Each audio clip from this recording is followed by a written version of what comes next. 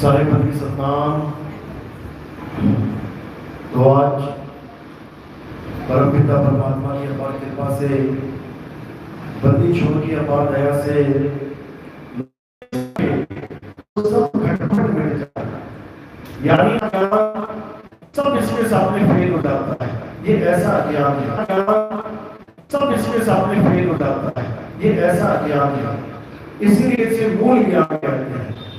तो आज इसी मूल ज्ञान को अच्छे से समझेंगे और कबीर साहब के इस संसार में आने का क्या मकसद, क्या छुपाने आए थे, वो आज सब इस सत्संग में समझा दिया जाएगा।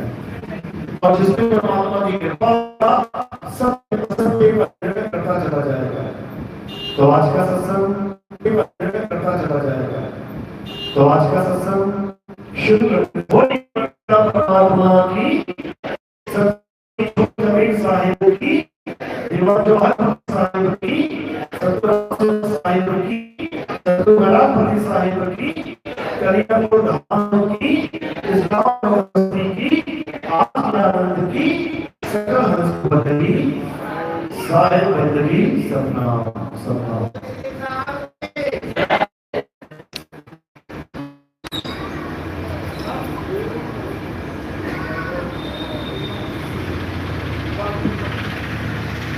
तो सबसे पहले ये जानना है कि आखिर हमारा इस संसार में जन्म हुआ और वो भी इंसान के रूप में, तो आखिर हमारा लक्ष्य क्या है?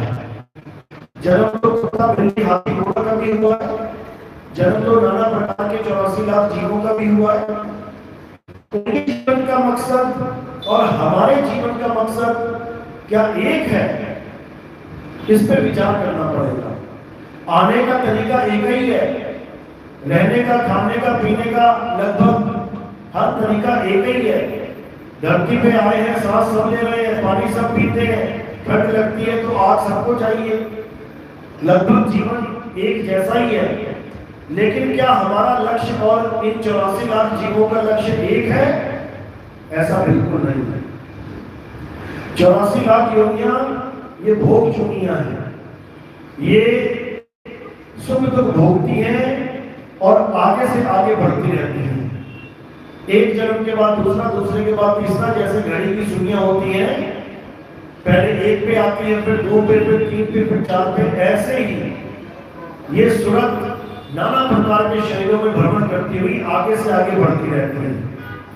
जो सबसे आखिरी जन्म है, जो 84 लाख के सबसे आखिरी डंडे के रूप में बताया गया है, जैसे एक सीढ़ी है और सीढ़ी के सबसे ऊपर डंडा, उस डंडे को इंसान जाता है। अब वहां से दो रास्ते, या तो सीढ़ी छोड़ दो, या फिर वहां से गिर जाओ, या फिर वापिस इसी रास्ते में आ जाओ। यही पौड़ी है, इसी को बोला, इस पौड़ी पे जो नर चुके आए जाए भगवान। तो क्या करना है? सबसे पहले अपना लक्ष्य जान लेना है, क्योंकि सफलता तभी मिलती है जब हमें लक्ष्य पता हो। आप देखो एग्जामों में बच्चे भाग लेते हैं और अपने लक्ष्य को प्राप्त करते हैं, और लक्ष्य पता होगा तभी तो प्राप्त करेंगे, और लक्ष्य नहीं पता तो क्या प्राप्ति होगी? कुछ भी नहीं। तो हमारे एग्जाम का लक्ष्य क्या है? 84 लाख योनियां पार करके एक बार हालांकि जीव लेकिन जो शरीर में करके बैठा है, ये बार बार जन्म और मरण में फंसा हुआ है, और इसी शरीर को घर बना के बैठ गए हैं जीव। तो उससे लगता है कि बार बार मैं मर रहा हूं, मैं जन्म रहा हूं। इसी भ्रम को तोड़ने के लिए कबीर साहब इस संसार में आते हैं। वो समझाते हैं कि हे जीव, तू अमर है, तू इस घर से बाहर आ जा कि तू मर जाएगा, तू नहीं मर सकता। इसको और भी संतों ने बोला है कि ईश्वर अंश जीव अविनाशी। जीव को समझाने की कोशिश की गई कि तू अविनाशी है, बिल्कुल उसी तरह जैसे परमात्मा है। अविनाशी दोनों हैं, ईश्वर भी और जीव भी। इसीलिए दोनों को आत्मा बोला गया है, एक को जीवात्मा और एक को परमात्मा। आत्मा दोनों ही है। आत्मा मतलब अविनाशी तत्व, अविनाशी तत्व को आत्मा कहते हैं। तो आत्मा जीव भी जीव की अविनाशी है, परमात्मा भी अविनाशी है, लेकिन दोनों की अवस्थाओं में फर्क है। जो जीव है वो आता और जाता है, वो जीव शरीरों में आ है, वो कभी डरता भी नहीं है। इसलिए नानक साहब कहते हैं निर्भय, यानी जो परमात्मा है वो निर्भय, यानी वो कभी डरता नहीं है। निर्भय यानी वो कभी किसी को मारता भी नहीं है, लड़ता भी नहीं है। वो दया का सागर है, वो किसी को कभी कष्ट भी नहीं देता। लेकिन हम किनकी पूजा कर रहे हैं? जिन्होंने मारा भी, काटा भी, जो आए भी, गए भी, जो चलते भी हैं, फिरते भी हैं, जो खाते भी हैं, पीते भी हैं। लेकिन जो परमात्मा है वो आने जाने से रहित, खाने पीने से रहित, अपने जीव सदा सदा यूं ही भटकता रहता है। लेकिन कब तक? जब तक उसके जीवन में गुरु नहीं आ जाता। तो देखा जाए तो संसार में गुरु तो हजारों हैं, हजारों गुरु बने बैठे हैं। तो हमें कैसे पता लगेगा कि इनमें से सच्चा गुरु कौन है? किसी भी चेले को पूछ लो, क्या तुम्हारा गुरु पूरा गुरु है? हर चेला अपने गुरु को पूरा गुरु घोषित करने में लगा हुआ है।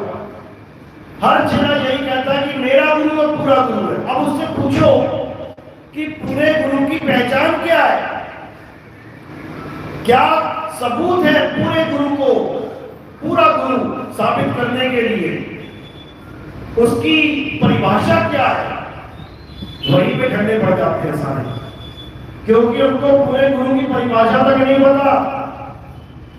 पीला पीतल भी होता है, पीला सोना भी होता है, दोनों का रंग पीला है, लेकिन दोनों में भेद है। इसी प्रकार जगत के गुरु और आत्मा के गुरु, इन दोनों में भेद है। इसी प्रकार मंत्र शब्द देने वाले गुरु और शब्द का भेद बताने वाले गुरु,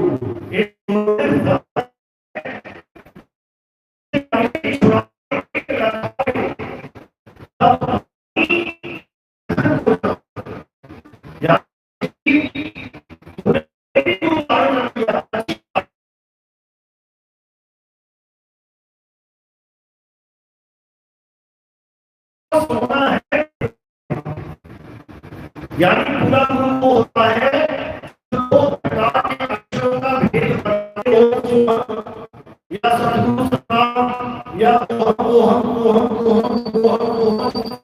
इसकी बात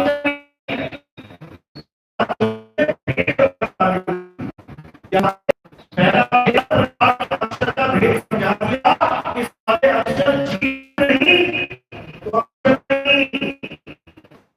तो पहला अक्षर जो संसार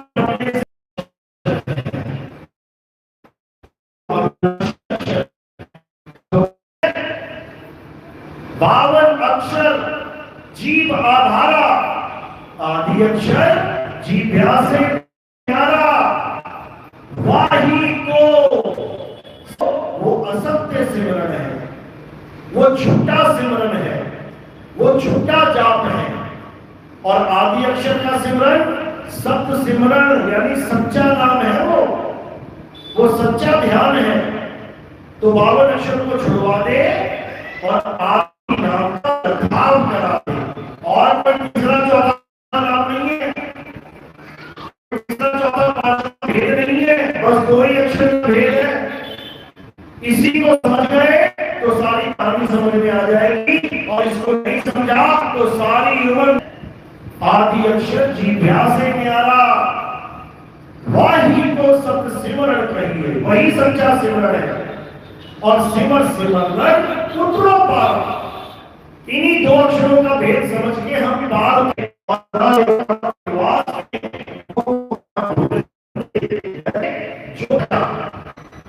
तो कहते हैं उलट समानी आप में ज्योत अनंत। वो एक ज्योत एक प्रकाश की बात नहीं है, कहते हैं यहाँ पे अनंत अनंत प्रकाश यानी पूर्ण ज्ञान। ये दुनियावी प्रकाश नहीं है, ये पूर्ण ज्ञान को भी प्रकाश कहा जाता है। जैसे कहते हैं गुरु ग्रंथ साहब का प्रकाश हो रहा है। प्रकाश का मतलब ये नहीं कि गुरु ग्रंथ साहब खोल रहे हैं तो वहां रोशनी रोशनी हो जाएगी। प्रकाश यानी ज्ञान प्रकाश। तो जब हमें पूर्ण ज्ञान हो जाएगा तो हम पूर्ण प्रकाशित हो जाएंगे। इसी को बोला उलट समानी आप में प्रगति ज्योत अनंत और साहिब सेवक एक संग खेले सदा बसंत। फिर पतझड़ खत्म हो जाएगी और बसंत ऋतु चालू हो जाएगी, और ऐसी चालू होगी कि उसका कभी अंत ही नहीं होगा। सदा सदा के लिए हम एक हो जाएंगे। जो आज दो बने बैठे हैं, जो समुद्र की लहर समुद्र से जुदा होके समुद्र पे दौड़ रही है, वो अपने मूल में समा जाएगी। सुरत समाए शब्द में और वाको काल न खाए। ये आंख मरे अजपा मरे अनहर और यानी वो भी दोष से नहीं बच पाता। इसी को साहिब ने कबीर सुनो में सालो मिल जाने के बाद भी ये बोला है कबीर सुनो में सालो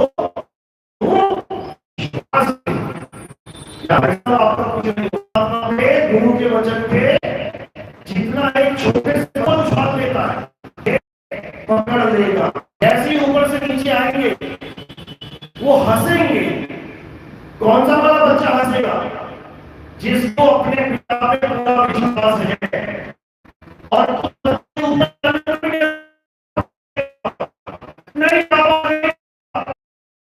नहीं मेरे गुरुजी ने मंत्र दिए, मैं तो मंत्रों को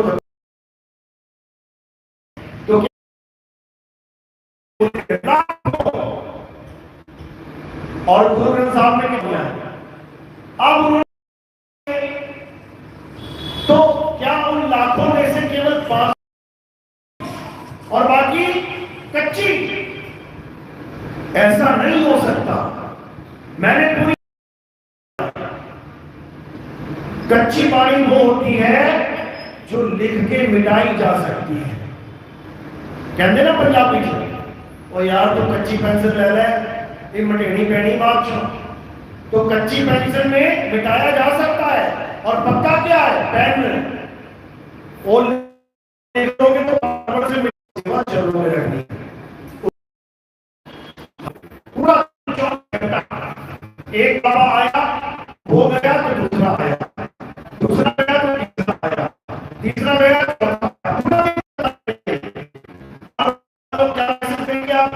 तो इस बात को सुनता बन जाती है अंदर।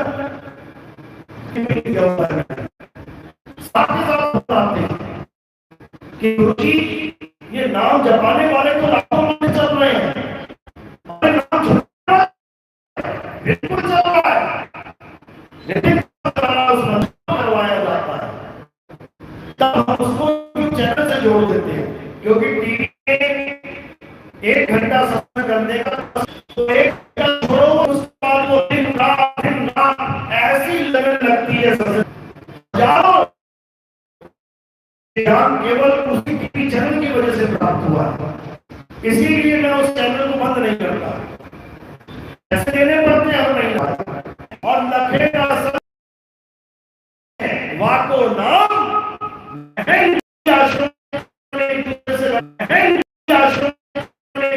लड़ते हैं झगड़ते हैं, एक दूसरे को जलते हैं झगड़ते हैं, एक दूसरे को जहर खिलाते हैं, जहर खिलाते हैं। अभी कोई बात निकल जाए, अभी चले उसी गुरु जी ने, और कौन मरेगा उसमें? सारे चले मरेंगे उसमें। तो ना होगा बांस और ना बजेगी बांसुरी। हमने घर को आश्रम बना देना है, अपने घर रहो और अपने आश्रम में भक्ति करो, इसमें क्या दिक्कत है? बाहर ये बनाया जाए संगत आ रही है इसलिए बड़ा बनाना पड़े।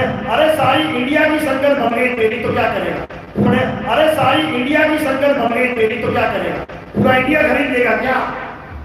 है कितना बनाने जिसमें 140 करोड़ लोग आ जाएंगे, बनाने का क्या? तो ऐसा कुछ करने की जरूरत नहीं है, सबको घर बैठे ज्ञान प्राप्त हो जाएगा, फिर कोई चिंता करने की जरूरत नहीं है। परम पिता परमात्मा